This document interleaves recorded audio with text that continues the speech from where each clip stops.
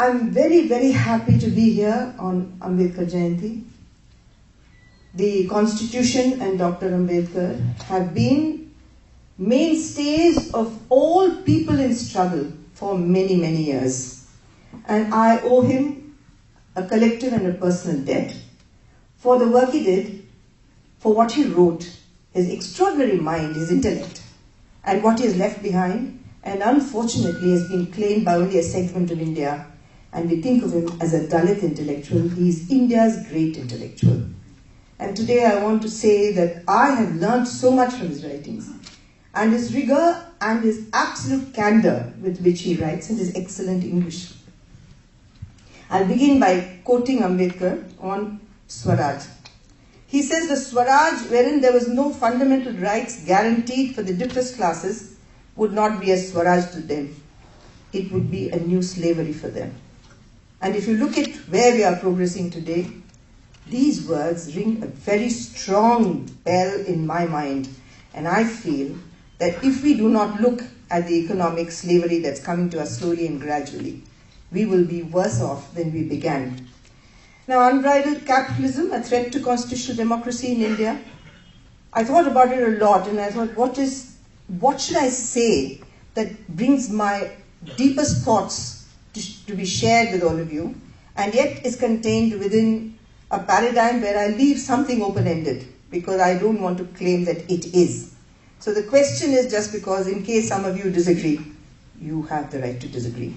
But I, of course, am totally convinced that it is. But in public debate and public discussion, we have become so bigoted and we have become so narrow that we don't allow space for disagreement. So I thought I cannot speak for dissent and begin with a complete circle into which no one can really even enter.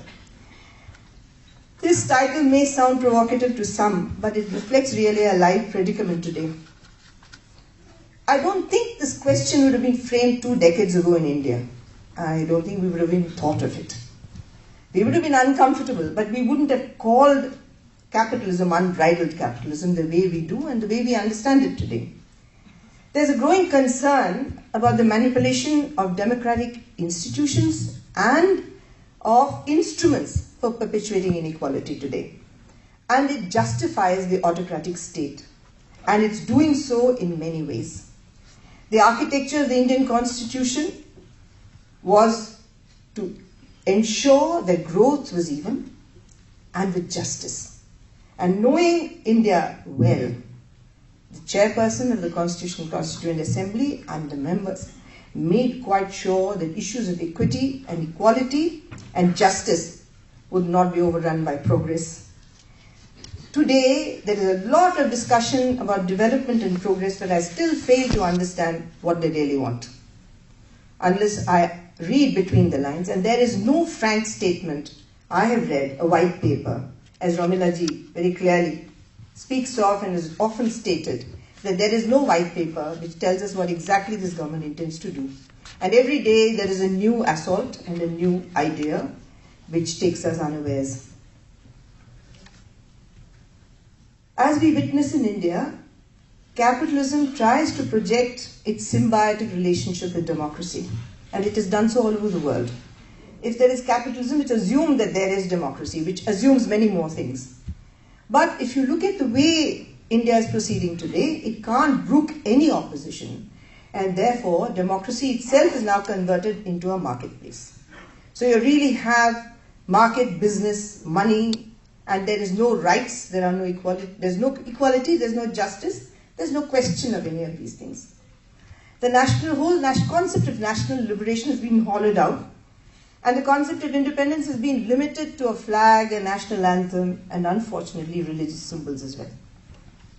The Constitution and those who invoke its principles are now inconvenient to the establishment, because we remind them consistently that independence promised us much more, that we are not satisfied with what we are getting, and that it lays the grounds really for the Constitution and the independent movement which gave us the real idea of India.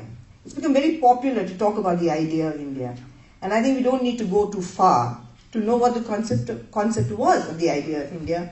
And just reading the Constitution, the preamble and the chapter on fundamental rights is ample for us to understand what in this very difficult land where we are divided, crisscrossed by all kinds of differences and discrimination, what really the idea of India could be. We are all argumentative Indians. Arguments were part of learning, part of discussion. Today, we look at some of the realities. Dr. Ambedkar anticipated these assaults, and that's why I think he framed the Constitution in a manner in which people like us, who come much after him, could use the Constitution to fight. And therefore, today, it's for me the most sacred document we have, to fight, to guarantee that all our brethren live with some dignity and some equality. And in the era of neoliberal globalization and the kind of controls that we see today, I'm reminded of the emergency. My young students here were probably not born in 1975, but many of us have lived through 1975. And there's no secret that we lost all our fundamental rights and we all lived in fear. No one talked to anybody else, and the trains were silent, tea shops were silent, and we just were totally worried about who would report on whom and say what. But today is not that much different. We are scared today to talk about things, because if we talk about things, there will be repression and reaction. Somebody may be shot dead, somebody may be attacked. The basic rights, such as equality, liberty, fraternity, are for everyone. They're not for a single class of people. And in the neoliberal land that we live in today, the indicator of performance and success is against equity and equality. In every way, which way, if you look at it. It's against equality and equity for people at the bottom of the rung, but also for people who are just climbing out of poverty, people who have just begun to be first generation literate. There is no future. And the future is bleak. But we would have it believe that India is really on the ball, that things are happening. But I don't know how much of it is really going to happen. There's so much outrage when subsidies are cut, subsidies are allocated for the poor, when NREGA is on everybody's breath. Everybody, I don't know, half this room would think it's a waste of time and money because you live in Delhi. We don't go to the village, rural India, and find out actually if it benefits them. Do they want it or not want it? They have an equal choice in saying whether they want it or don't want it. They have a right as a citizen of this country. Things may be wrong. There's so many things that are not doing well in Delhi. Do we get rid of them? Or we try and change the system so that it delivers better? Why, when it comes to poor people and people on the fringes or fringes of our vision, not really on the fringes of society, do we always think that it's a waste? But when there are subsidies given to the rich, it passes by without a murmur. You have so many things, that we just overlook. And I believe that out of this, I don't know how to even, 17,77,477 crores, that was this year's budget. Somebody who was an economist and a friend, who said in a public place in Ahmedabad that the social sector got less than 1% of it. And we are so agitated, and we also get so upset about what the social sector gets. And we call it inclusive budgets. Is it inclusive? It's a big question mark. But those of us who understand economics, who understand mathematics, understand common sense, do not question. So in this country, which is fractured by all kinds of things, caste, religion, and so on, and by all the various economic class issues, we don't question when Adani gets a 1 billion crore loan from 1 billion loan from rupees loan from the State Bank of India, and I haven't heard anyone say it's crony capitalism. Of course, Adani should not be subsidized by the State Bank of India. The State Bank of India should subsidize us. Us meaning not me even, but poor people. For them, the subsidy should go for whatever they want: health, food, work, schools, hospitals. Certainly not for somebody who's rich, but I haven't heard much discussed about this. Of course, you read about it in the internet papers, but it hasn't really been a big issue which has raised a stink. So the constitution, which was shaped by people who experienced caste oppression and poverty, including Dr. Ambedkar, knowing how unique this condition was to Indian society, gave us a legal framework which would help emancipate the most oppressed of us. A poor woman said in a Bharatiyar poem, and what this woman says, she says that I have no gruel, but I need to have the right to express that I have no gruel. I'm dying, and I'm short of breath. My breath comes in small gasps. But even as I die, I should have the right to say that I have nothing with me. Now this right is being taken away from poor people. Every time they go and protest against anything that they don't think is right, they are beaten, they are in jails, they are anti-national, they are put behind bars, they are told that they won't get it, and they have really no right to talk. Free speech, which is so precious to all of us in this room. We fight for anything to say, right to say what we want. That is, if we have the courage to say it. Many of us feel we shouldn't say it. Then there is no quarrel. But when a community of people speaking for something which we don't like express their views, we simply don't like it.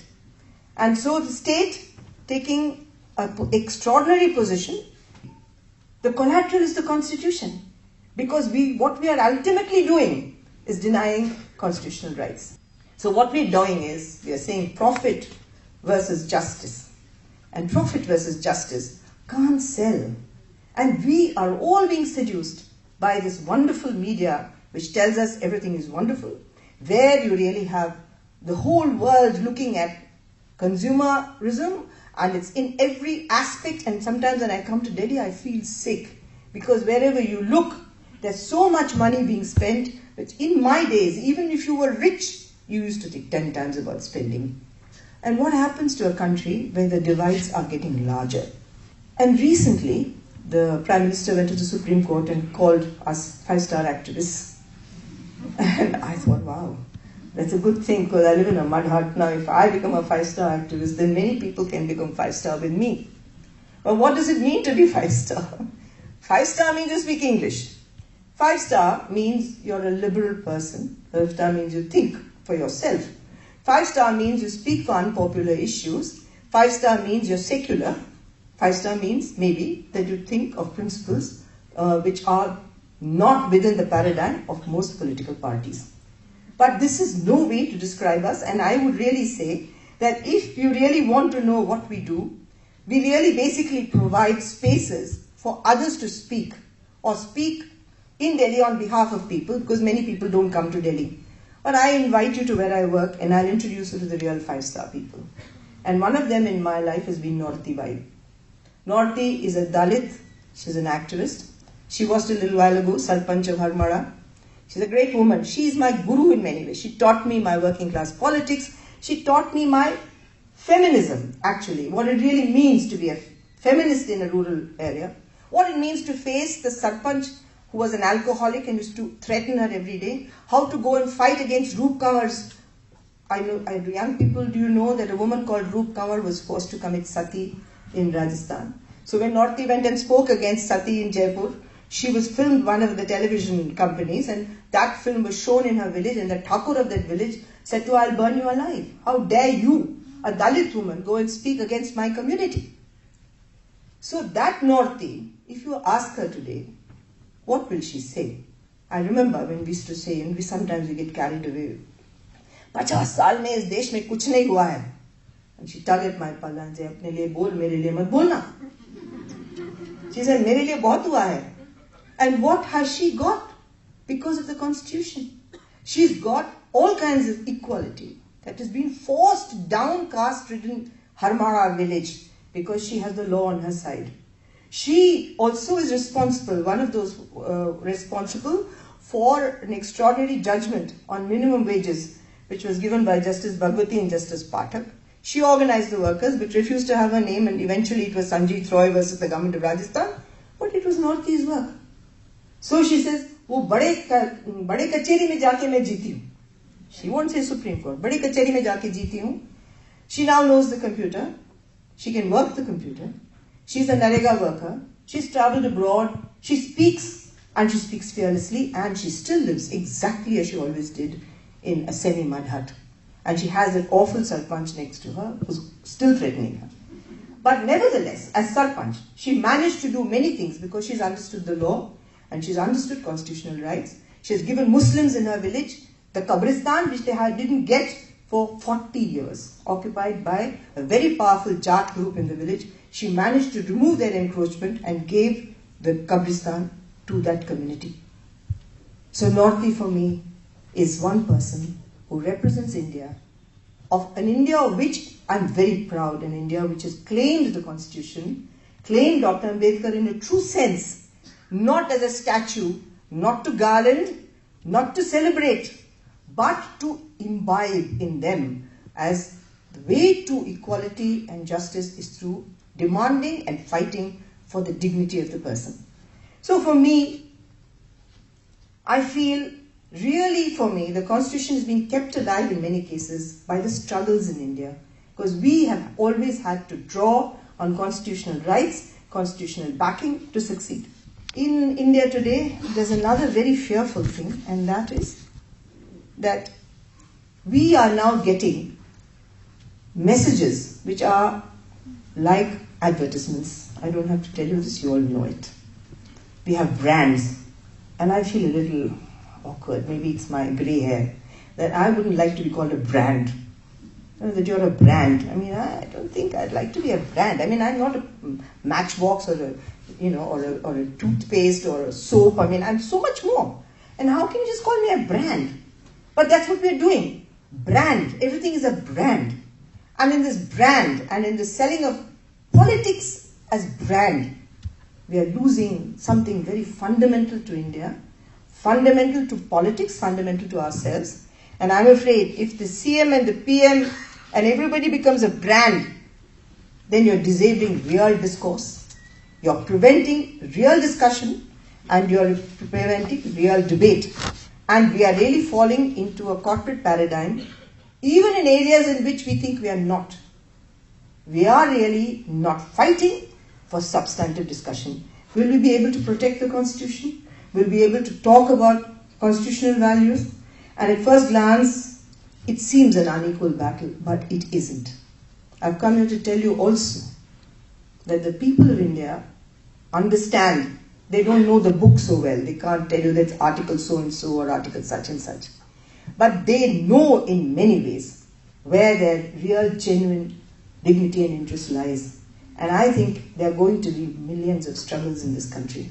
And it's already beginning. I've come with one village fighting for underbridge so that its animals can go through, where 4 animals have been killed and 1 woman has died because the underbridge has not been built. There is another group of people sitting because there's an airport and they have been displaced. There are a lot of others who are fighting mining, and it's not sporadic. Every panchayat will have a group of people who are somehow or the other upset by the present development paradigm, where no rights exist, but all rights to profit and to investment exist. So I feel, just as we came in December, 20,000 of us to Delhi, I don't know how many of us was seen by television cameras. There was nothing, I think, on electronic media, but some snippets came out in all the various 160 organizations from all over this country. We co-opted the famous Nara and we said, "Ab ki baar, hamara adhikar." And people came from Bihar, from UP, they came from 19 or 20 states and traveled at their own expense, and they've gone back and they know that "Ab ki baar, hamara adhikar" in Delhi maybe once in 6 months, but in my village it's every day. And I have to fight for it. So we are the protectors of the Constitution. But we have trouble. When we come and we talk to urban groups, when we talk to various others, we need to take this much further. And I think every one of you, if you agree with me. But what has happened today? Why am I so worried? It's because we had a fig leaf. One friend of mine asked me, young friend, literate friend, asked me today, what is a fig leaf? In my time, a fig leaf, everybody understood. But now I have to explain what the fig leaf is. Lip service, the fig leaf, if you go back to the Bible, what covered the nudity of Adam and Eve. So when you remove the fig leaf, they were without any cover. So it's a kind of, not really clothes, but something that covers your embarrassment and your shame. But now even the fig leaf has gone, the lip service has gone to many of the things we held dear. And the prominent advertisement before Republic Day made no bones about saying that socialist and secular were amendments to the Constitution, and there was no reason why it shouldn't have been removed from a government advertisement. And they justified it. It was not an embarrassment to say, oh, it was a mistake, They said, oh, they were additions. We went back to the original. So no longer are they fringe elements. Before this, we used to think they were fringe elements. The mainstream is not like that, but they are no longer fringe elements. And since I'm a student of literature, I will misquote Hamlet or quote Hamlet and say, if this is madness, there's method in it. And we have to understand that there is a method. And unless we understand that there is a method in it, we will dismiss these fringe issues as fringe issues, and it's going to build up to something horrific. Suppression of difference of opinion and dissent and straightforward attacks on human beings. We are pulping books, and we are worried that if we give any space to this kind of discourse, others may join it. So all kinds of attempts are made to limit you. If you write something on the internet, within the next 5 minutes you get people spitting at you, people saying the most horrible things about you. And we know that when you write something which is, and of course you can buy yeses, consents, you can buy no's. So that's also a commercial bribery system that's going on. So you can get 1,000 yeses and 500,000 no's or whatever if you pay money.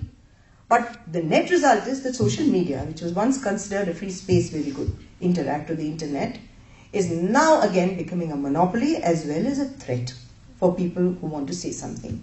We hear that Google is going to is already a huge monopoly. And I went to Vienna just recently to talk in a public debate, and I heard two young men who were saying that monopolies in the internet are now going to be so huge that, and now you know what's happened with us. There's been this huge uproar amongst our young now with what we plan to enact in this country, and therefore what you get for free you'll have to pay, and whatever you write in any case on Gmail, everybody can see today. There's no privacy. So there's no privacy, there are controls, and there will be a fee, and there will be monopolies. So even areas in which we thought we had free access are being restricted. Ambedkar said, and I'll quote him, that every man who repeats the dogma of Mill that one country is not fit to rule another country must admit that one class is not fit to rule another class. These are rare quotations because I think many of you who study Ambedkar may know about it. Generally, we don't read Ambedkar, we just read the Constitution. But this double-speak that has begun in this country of believing that there is no conflict is one of the biggest mistakes we are making. Because there is conflict, there is deprivation, there is poverty, and there are so many other things that are wrong with this country. And it's a realization that there is wrong that you'll set right. Even philosophers like J. Krishnamurti have said that the first step in getting to know and being more intelligent, which is what you always talked about, was to understand that there is confusion. If you don't understand that there is confusion, how will you know how to set it aside? Because if you say you know, then you can't learn. And in a country like this, if you continue to say there's nothing wrong, then there's something wrong with people who say it. We have two things which will make us fight. If it's recognized and it's supported as it is in rural areas of India, and it's seen by the larger, more prominent part, the smaller but more prominent part of India which lives in cities, and that is that whether it is Gandhi or Ambedkar or Bhagat Singh or the communists, we have inherited a character of struggle. We know whether we fight through the legal process, whether we fight through satyagraha, or whether we fight, we are not going to be quelled. And if you go back to the emergency, the biggest disease the Indians had at that time, it was that they couldn't speak. We were so गम बढ़ गया था हमारे में कि हम कोई बोल नहीं सकते हैं, कुछ नहीं. और तो क्या था कि बोल नहीं पाता है इंडियन, तो आर्ग्यूमेंटेटिव इंडियन है बेचारा, उसको आपने कह दिया कि आप कुछ कहोगे तो पुलिस उठा के ले जाएगी, वो गम से भर गया, वो कुछ कहा नहीं. But what happened to that Indian? So today They are very closely reaching that point. So the RTI, in this entire melee of liberalization, brought in, I don't know, by coincidence or by planning or by effort, a whole lot of people who saw that governance became an issue because governance and freedom of expression became an issue because of the East, the Eastern countries in Europe getting independence. So RTI became one issue through which we could really make some inroads. But the present government, despite all its proclamation about a good, clean government, does not disclose anything. The Central Information Commissioner has not been appointed. So you can't access the Prime Minister's office, you can't get information about the Prime Minister's office. He only tweets. Now you can't have a discussion on tweets. You'll have to have a discussion रूबरू. या तो हमें मौका दे हम जाके उनके साथ बैठ के बात करें, नहीं तो कम से कम सूचना देने के लिए कोई मौका तो करना चाहिए. Why not Section 4 of the RTI? He should actually proactively put Section 4 everywhere in his various departments. So there's something wrong with power.